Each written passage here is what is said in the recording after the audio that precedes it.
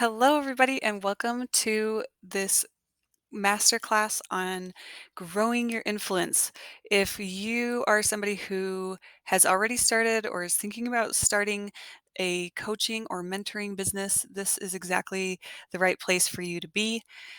In this class today, I'm going to teach you about what I have learned over the last few years of being a life coach and just being somebody who has done a lot of work to influence the opinions of others or to make a difference in my community or to be a mom who speaks messages that are received by my children. When we understand kind of the roots and nature of influence and change and how that works, then we are able to be more powerful in our ability to influence. Um, this is a question that people are constantly asking. How can I get so and so to do, fill in the blank with whatever the thing is there? The truth is, we really cannot control other people, and it's not really right to control other people. But the realm of influencing people towards certain choices or seeking to inspire them with a vision of the good things that can happen if they make certain choices, that is a realm that is open for us to play in and to enjoy. When we really take the time to get to know people on a personal individual level and sincerely love and respect them and understand and acknowledge their will, we will find that it is much easier for them to have their hearts open to us and to the messages that we have to share with them. Uh, Something to know about mentoring and coaching or influencing other people is that it really all does come down to your example. If you ever find yourself asking the question, why isn't my kid wanting to do piano lessons? Ask yourself, well, do you play the piano? Do you take piano lessons? What are the talents that you're cultivating and developing, for example, that could show and demonstrate to the person that you're trying to influence that this matters to you? The more that we live lives that are in harmony with the things that we would like to see other people doing, and we're embodying that and doing it and living it, uh, people will naturally follow. And it may not be the people that we wanted necessarily, but the people who are ready for whatever you have to offer and the thing that you're seeking to influence or grow in the world, they will be attracted to your example. So it's very important to always consider this key aspect of like, what are you doing with your behavior? How are you demonstrating that the thing you're saying is important is important? How are you showing other people that? Um, the next point to consider in a mentoring or coaching situation is that all education is self-education. If you are serving in this capacity as a coach or a mentor, know that nobody has to listen to you. They may not be interested in what you have to say or the approach that you're taking, but they do want to know that they have the capability to achieve these things and that they as an individual are going to be getting the credit for what they're doing. And it really is true that you can lead a horse to water, but you can't make him drink, sort of a thing. Um, People pursue what matters to them, and it is ultimately the individual's embodiment of what matters to them that becomes their education. What are they choosing to study? What are they choosing to take action on? What are they choosing to believe? What relationships are they choosing to foster? This is ultimately a decision that comes down to the individual and their will, their grit, their and their trauma too, which can also be a teacher. But it's going to come down to what they decide to do with things, knowing that respecting other people's will and also their wins as their own is huge at helping you to be able to operate from a place of humility and sensitivity and encouragement, um, because you'll see that their wins, their failures, all the things, they're theirs, and the things that you do and the things that you're choosing to learn, those are yours. Another point to consider when you're thinking about how to support people as a coach or a mentor is that all people grow in properly supportive conditions according to their inner desire. So I already mentioned that all education is self-education before, but all things that people pursue are ultimately based on their own inner desires. And they will grow according to whichever desires they have. Some of the desires they're aware of, and some of them are subconscious. And if we're finding that people are not getting the results that they consciously say that they want, there might be some subconscious work that we can do to help make that happen a little bit better. And so this presentation is really about how do we help people with questions that respect their authority as their own self educators, and with honoring our place as embodied examples of what we're seeking to lead them towards, and also as a person who's just open and curious and compassionate and able to hold space for whatever people desire and help them to be able to explore that. How do we help people explore the answers that are going to be best for them? So when we're looking at seeking to create a certain outcome, right? We have this seed or this goal that we're trying to nurture. There are different aspects to this. There are things that in the future, like some sort of outcome or result is inspiring. And we can ask questions of our clients and our people that help them to articulate more clarity about what it is that they actually want in the future. And that is one key way that we help as coaches and mentors. And then another way that we can help our clients and people is to dig into their past and help them investigate what are the influences, that may be playing a part in your ability to reach this future state. And we do that by being present with them and taking time to investigate, like, what is the seed we're actually planting here? It may be that the seed is a, a dandelion seed, for example, instead of a strawberry seed. If you wanted to plant a dandelion, that's totally fine, but maybe you wanted strawberries. We just need to investigate what the actual seeds are that are being planted. And we investigate that by looking at the results that a person's experiencing in the present really carefully. So, um, w- when we look at the future, the present, and the past with a person, what we're really seeking to do is to articulate with as much clarity where somebody is actually at, where they have been, and where they are going. And the more clearly we can articulate this and with honesty, the better chance we're going to be able to have in cultivating a garden, so to speak, and results and skills that support the person in being able to enjoy the fruits of whatever it is that they're cultivating in their lives. So let's look at the future first. This is often um, the kind of place that people are drawn into.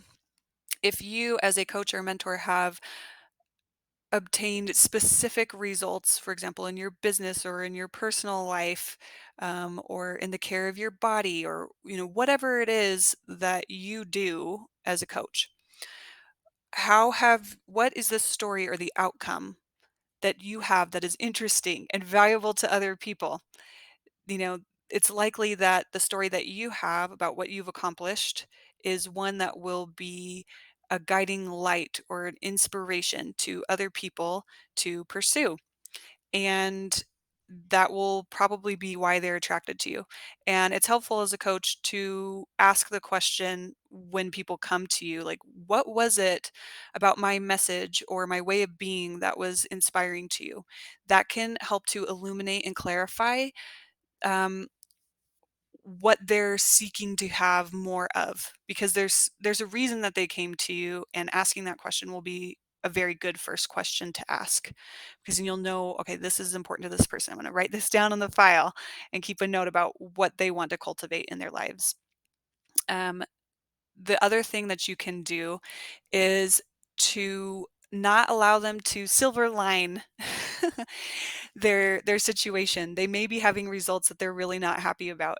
And I love to talk to my clients about what bothers them, what makes them angry, what's irritating to them, and figure out what are these things that really bother you? Let's be honest about them and talk about the difference between what your reality is and what you would like it to be and why it's so bothersome to you. What do you think this means about you? That your situation is like this. And what is it about a about this makes you so angry? Like, if you could change everything in the way you would like it to be, what would happen? And how would you feel? And what is the difference and the impact that this change that you would love to see happen, that you feel like has to happen, what is the change that would be made in the world and why, you know? Um, it's also helpful to note that part of this investigation process that we have with our clients and people is that sometimes people are thinking that they see reality, but it's just a shadow of their fear. And the way that we distinguish that is by asking curious questions about how certain circumstances made a person feel. When I first started out as a coach, I used Brooke Castillo's model to investigate kind of this difference between my circumstances that I was having in my life and the thoughts and feelings that I had about those circumstances. And to differentiate those is a task that, once really taken on, helps you to see, oh, I'm actually not understanding what is really going on here. I actually am creating this experience by the thoughts that I'm choosing to think about my circumstances.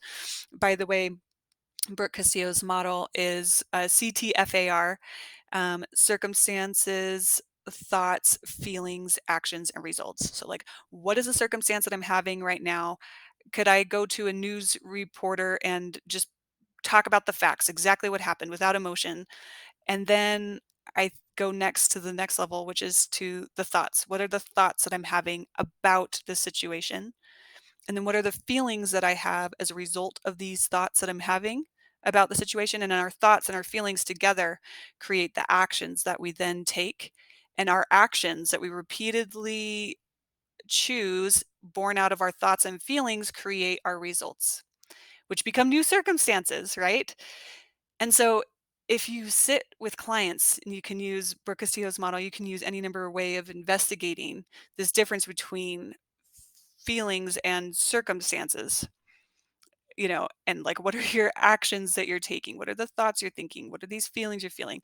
All of those things add up to the reality of this person's experience, both what is objectively true and subjectively true for them. And when a person starts to be able to see that for themselves, and you're holding up a mirror so that they can investigate that clearly, they are able to get more and more honest and make the changes that will be helpful to them and change their thought processes, and and be able to act from a place of integrity, and also just to be more efficacious as well as be operating from integrity.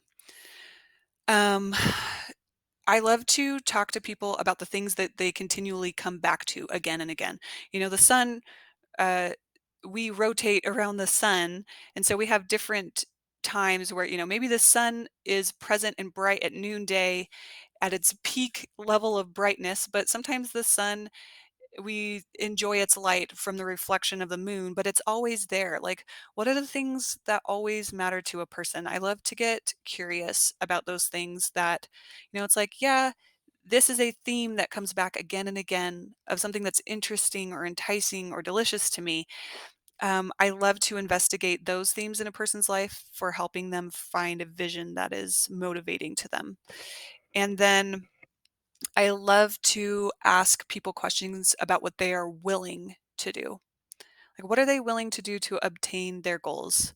In what ways could we negotiate some specific actions that they could take towards a goal that would help them be able to fulfill something that they are willing to submit to?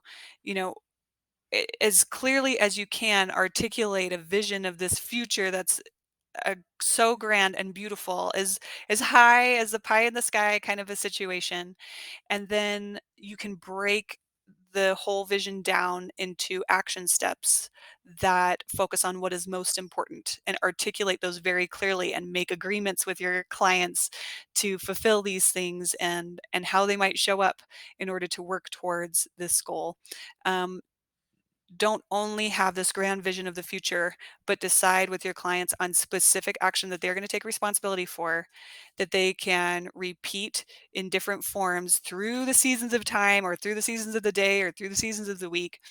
I have practices that I love to keep consistent in my life, but um, and some of them, in a day may take a smaller form or maybe not the most ideal form, but it's still something I do every day, you know?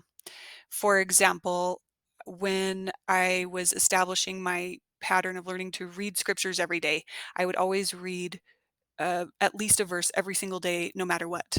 But then I could expand my scripture study into several hours and studying other books about whatever that I was reading and taking very careful notes on the things that were speaking to me and turning it into a habit and a practice of heaven journaling. That's something that one of my mentors, Becky Edwards, taught me, where you ask a question of God from a grateful heart and in prayer, and you write down your question, and then you study scriptures and listen to the inspiration that you get from scriptures and from personal revelation and write those things down. So, right, like we have on the one end, like I could listen to a scripture being read to me while I'm driving in the car for 5 minutes with my kids, or I could spend an hour or two in deep study and deep pondering and journaling. And cross-referencing the scriptures, like that habit has different forms, and it could be the same thing, with working out or something. I will do 20 push-ups, or I can go to the gym for an hour and work out with a personal trainer or take a class or something.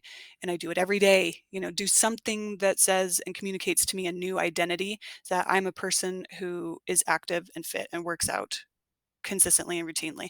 I read my scriptures every day, like whatever it is. It's like, this is just a person that I am. I am always studying this. I am always active and engaged. And you can set some specific parameters and commit to some habits that you can implement every day in order to make growth and progress towards this ultimate goal. So I love as a coach to help my people figure out what those next steps are and to really articulate those with commitment before they're ever out of a call. It's like, what are you going to do as a result of this? Let's figure that out. Also, when we're looking at people's past, we're going to shift to the past now. There's a lot of influences and factors that can contribute to the types of beliefs that people are harboring again and again and the emotions that they're experiencing again and again. If you have not already participated in it, I invite you to join my Christ-based parts integration course and community. I think it is one of the best ways, especially if you're of more of an LDS persuasion and a Christian persuasion, to be able to do psychotherapy with Jesus and to address the trauma of past years and experiences that you've had, because those do play a significant role in influencing the thoughts that you have. It's one thing to identify the thoughts that you're having again and again and the feelings that you're having again and again and saying, oh yeah, there's this shame-based thought that I keep having, but I can't change it.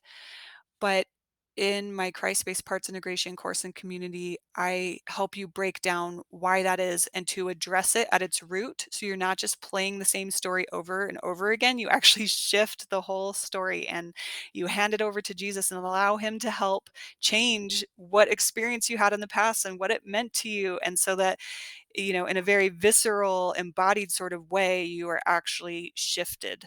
Um, so that's one way that I love to help clients uh, shift the quality of the soil that they're working with, right? To loosen it up and to give it adequate nutrition so that we can take the situations that we have had and make them actually useful to us. Now, um, a really great way to identify areas that might be helpful to shift or play with from the past are any places where a person feels like they're restricted or they're irritated or they feel tight or uncomfortable.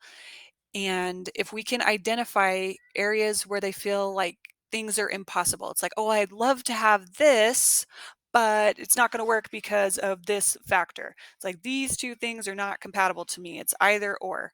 I love to look for where people have either or thinking because that is always like a trail that we can follow to investigate a third new solution that addresses the concerns that they have.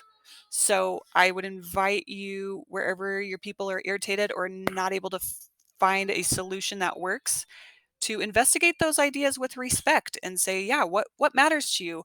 What matters to you about this solution that you would propose or that you would like to investigate, but you feel like is impossible because of the situation that you've got going on? My little sweet baby is coming in right now. You went poo poo? Yeah. All right. I will change your diaper in just a minute, okay? Go to Lincoln. He can help you right now. All right. So, something that you're going to also want to consider when you're thinking about the quality of the thoughts a person is having or that you're having um, can be symbolized in a metaphor of compost. In order to have compost that decomposes in such a way that it is nutrient rich and beneficial to add to the garden, you need to have the right mix of greens and browns, right? Kind of things from the past and things of the future. I think of the things that are in the future as green, the roots as the brown as things that have already been digested a little bit. If you have a mix of both of those things, the heat can be such that the compost breaks down and it can properly be used to fertilize your garden. But if you don't have that right mix of things, if a person is too focused on the past, right? Things can kind of get muddy there and even moldy. It's like too mushy. And then if they don't have enough of the greens or focusing on the future, how things could be different, they might not be able to have the power sufficient to break anything down. Like you've got to have an integrated approach to both past and future together that is then embodied in the present. And so we want to look at a person's thought processes and see where are they dwelling on something too much from the past, that this is just the story, this is just how they are, that's how we would address um, kind of the browns, so to speak. And then how would we address the greens? Do they have visions of the future that are so grand and so cultivated that they're not able to see what could be done or digested that's right in front of them first? It's like they're trying to swallow an elephant, right? All at once. So being able to discuss plans, make them relevant to right now, um, and with a proper respect and acknowledgement for where they have been in the past will help to cultivate some big changes for your clients and your people. I just took a break for a second to change my baby's diaper. I was thinking that it is probably helpful to hear that when I first started my coaching business as a stay at home homeschooling mom, I had that difficulty of trying to figure out how I could both be a mother to my children and also to have this business and pursue that in a way that was harmonious for my family. And I worried about things like interruptions from my kids during the day or being able to find childcare for them that would work. I have kids who are old enough to watch my kids for an hour while I do a call. But, sometimes a kid comes in or they need a hug from mom right then. And I have found that my being a mom is not a turnoff to the people who work with me. Um, and in the same way, the people that come to me are also moms and have little interruptions or things that happen with them. And it doesn't stop us from pursuing greater growth or work together. And it doesn't have to be something that is a really big deal. You don't have to fit a pre-prescribed mold. Sometimes that can be what's irritating to us or makes us feel fearful about what we're trying to pursue, is that we think that this has to look a certain way. and this has to be a certain way, and it's not going to work for my family, or it's not going to work for my life in some way. And if that's the case, then you just need to change some aspect of the way things have been for the present. You know, take the wisdom and the knowledge you have about what you know about your life and what you enjoy and don't enjoy already, and what matters to you already, and take that into consideration when you're making your decisions or helping your clients make decisions, um, about, the thoughts and the choices that they're choosing to facilitate. Um, the biggest thing that you can do as a coach or a mentor is to just ask thoughtful questions, and know that, because all education is self-education, that the people you're working with are going to be able to open up to ideas and changes that work for them. They are going to be able to come up with their solutions. And that is something that you can do in partnership with the people that you work with.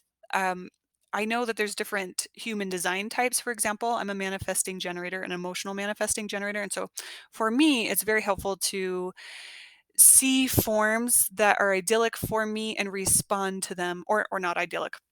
Just see specific choices or play around with ideas and talk about them and see how they feel to me after I have, kind of encountered them. I need something to work with and something to respond to.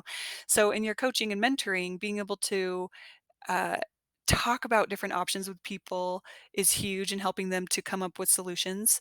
But it can also just be that you ask questions and they come up with answers. The key here is that you're holding space for them thoughtfully, with curiosity, with love and respect for them, and know that they are totally capable of making the changes that will work for them, and that they are capable of coming up with ideas and solutions that work for them. And that the idea is that together you are crafting this future vision, right, with the sunshine, that this person is really excited about, and that you're planting seeds that they want planted, that they want to enjoy the fruit of, and that you're acknowledging where they have been in such a way that they feel that it is safe to expand and to receive more than they previously had. It's a wonderful honor to be trusted as a coach or a mentor, for people to come to you with their questions and their heartaches and their hopes and their dreams. And I know that I have personally found this to be some of the most fulfilling work that I have ever participated in. I love being a coach, and I have found that it has benefited my family as well, and in my friendships, to participate in mentoring and coaching work, because I am a person who is constantly thinking of beautiful visions of the future, and how to actually make a difference. And that I also know how to sit with people in whatever situations they're currently going through, and to hold them with love and be able to be so good at holding space for people as they explore and get curious about things. Being a coach has changed me as a person and has enriched all of my relationships. Now, if you are wanting to start a coaching business, or you already have, and you would like to help it to grow, I have a special offer for you today. And this offer is the Define and Nurture Your Coaching Business course and community. I'm starting up the very first lesson on May 6th. There will be 3 lessons in this community.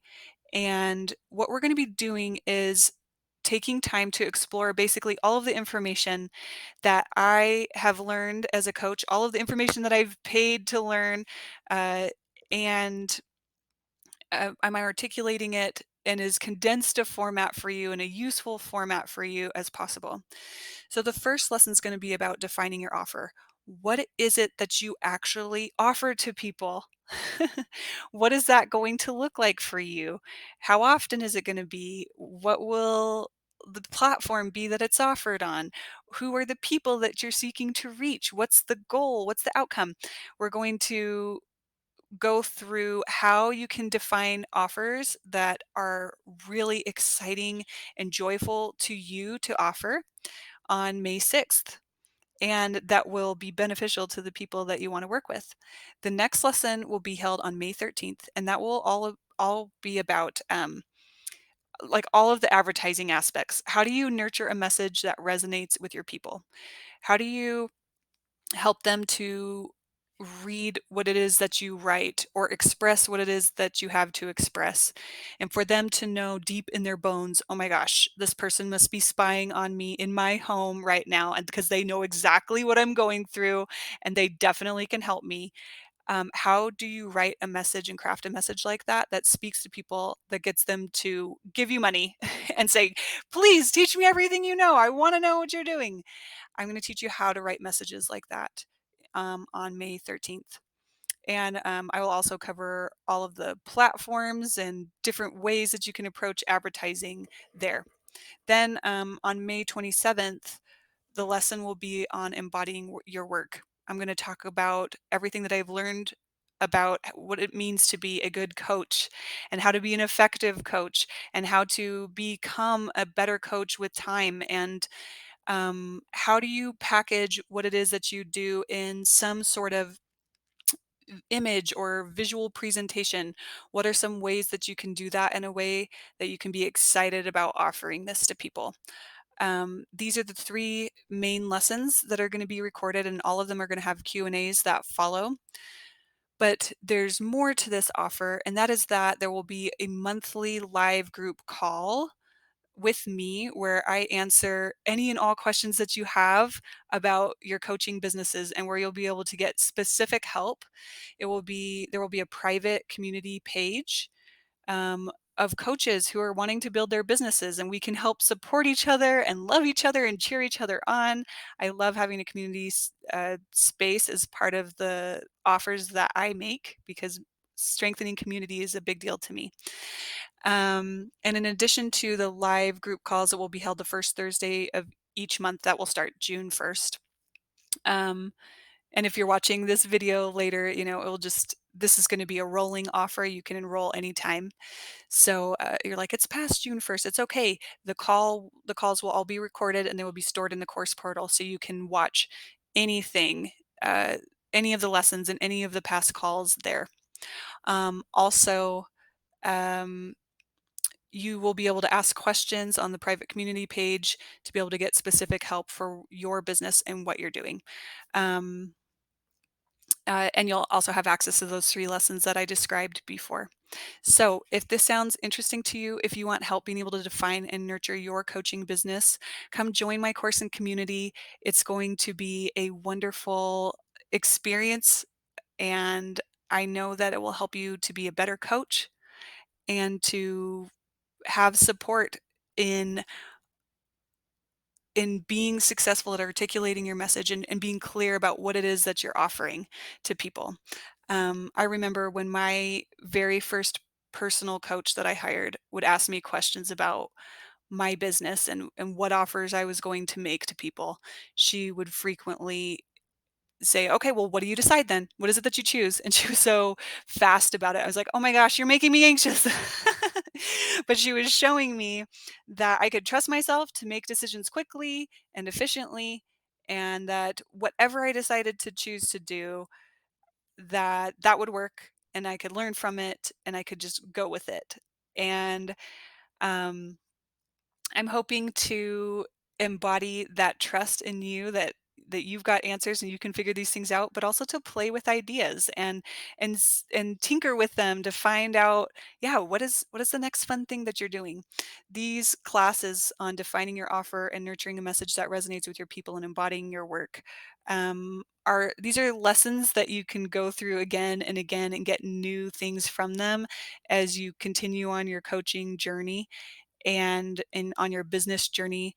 You will be able to use them again for each lesson and for each advertisement that you write and for each experience that you have and encounter coaching people. So I hope you'll join me. This is going to be a wonderful course and community. And thank you so much for your time today, coming to learn how to better support your clients and your people in exploring the future and their past for their benefit and whatever it is that they're trying to grow.